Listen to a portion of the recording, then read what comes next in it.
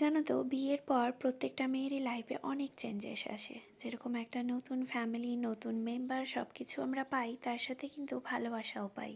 তোমাকে যদি ভালোবাসা পেতে হয়, তোমাকেও কিন্তু ভালোবাসা দিতে হবে। ঠিক সেরকমই আমার মামনি পাপাকেও আমার হাজব্যান্ড ভীষণই বোঝে আর ভালোবাসে। এটা কিন্তু আমার কাছে একটা বড় পাওয়া, কারণ আমি আমার বাবা মামনিকে বুঝবো, এটা তো নর্মাল, তাই না?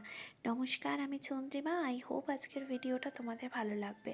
পাপা মামনিদের না এই জিলিপি একদিন এনেছিলাম, যেটা একদম অমৃতি টাইপের টেস্ট, আমাদের এখানে টিপটপ থেকে ভীষণ ভালো লেগেছিল। তো যখন ফাইনাল হয়ে গেছিলো, যাওয়ার আগে ঠিক মনে করে আমার হাজব্যান্ড মামনি পাপার জন্য দু পিস করে আর আমাদের দু পিস করে এনেছিল, তার সাথে একটা চিপসের প্যাকেট। মামনি পাপা ভীষণ চিকেন পকোড়া খেতে ভালোবাসে, সেটাও ঠিক মনে করে নিয়ে এসেছিল চিকেন, কিছুটা বোনলেস পিসেস ওই দিন, তার সাথে কিছু সুইট এনেছিল। সব কিছু রেডি করে আমরা চিকেন পকোড়া যাতে পাপা মামনির জন্য নিয়ে যেতে পারি। আর রাতে সেদিন প্ল্যানিং ছিল রুটির। এতটা যে আমি পেয়েছি, বা এই পাওয়াটাই অনেকটা আমার কাছে বড় বলে মনে হয়।